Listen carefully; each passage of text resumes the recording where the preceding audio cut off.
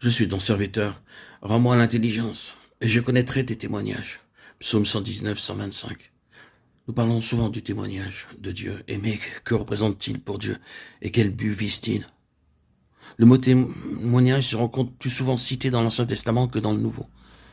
Nous mentionnerons seulement 2 passages de l'Ancien Testament. Le premier se trouve dans le Pentateuque écrit par Moïse, et plus précisément dans le livre de l'Exode, où ce mot témoignage est cité à profusion. Il se trouve dans les phrases telles que l'arche du témoignage, les 2 tables du témoignage.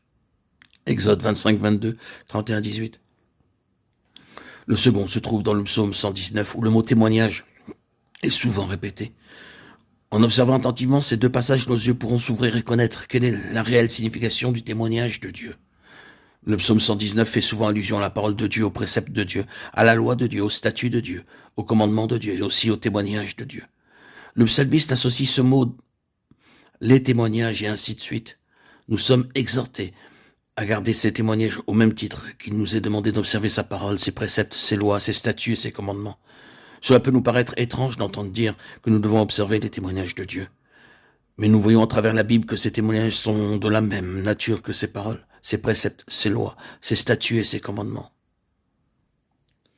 Dans les livres de l'Exode, du Lévitique et des Nombres, nous voyons que non seulement le témoignage de Dieu se situe sur le même plan que sa parole et sa loi, mais que les 2 tables de pierre sur lesquelles sa loi fut écrite furent aussi appelées les 2 tables du témoignage. Il en fut de même pour l'arche qui les contenait. Toutes ces choses sont l'œuvre même de Dieu. Nous voyons ainsi ce qu'est le témoignage. Le témoignage est la loi. En d'autres termes, il représente le désir du cœur de Dieu, ce que Dieu demande. Nous pouvons aussi l'appeler le modèle de Dieu. En définitive, les 2 tables du témoignage mentionnées dans l'Exode représentent pour nous le véritable standard divin. Quel est le standard de Dieu? Son standard le révèle lui-même. Il nous montre quel Dieu il est. Et le témoignage nous est donné afin que nous connaissions ce qu'est le modèle absolu de Dieu. Lorsque ce témoignage vient vers l'homme, il devient la loi. Du côté de Dieu, il est le témoignage, mais du côté humain, il est la loi. En conséquence, loi et témoignage sont une seule et même chose, vue sous un angle différent. Du côté de Dieu, il est le témoignage, mais il devient loi du côté de l'homme. Il est l'attestation du désir de Dieu. Il définit ce qui doit être observé pour l'homme. Pour Dieu, le témoignage est ce qu'il désire. Pour l'homme, le témoignage est son devoir. Il rend témoignage à la nature même de Dieu que nous avons en dépit du genre de vie que nous vivons en tant qu'hommes.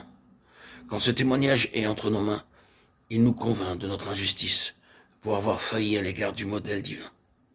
Mais lorsqu'il demeure dans la main du Seigneur et révèle quel Dieu il est, c'est pourquoi le témoignage est l'auto-révélation de Dieu lui-même. Cela est devenu tangible dans la période du Nouveau Testament. Le Seigneur Jésus est venu pour apporter le témoignage du Père. Le Saint-Esprit est venu pour rendre témoignage à Christ. Et l'Église maintient le témoignage de Jésus-Christ par la puissance du Saint-Esprit.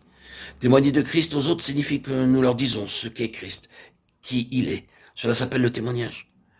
Si nous le considérerons par rapport à Dieu, ce témoignage n'est rien de moins que lui-même en relation avec nous. Ce témoignage est une chose très sérieuse, car il devient loi. Il nous incombe de ne pas pécher contre ce témoignage, car toutes les fois où nous le faisons, Dieu ne fermera pas les yeux sur nos actes.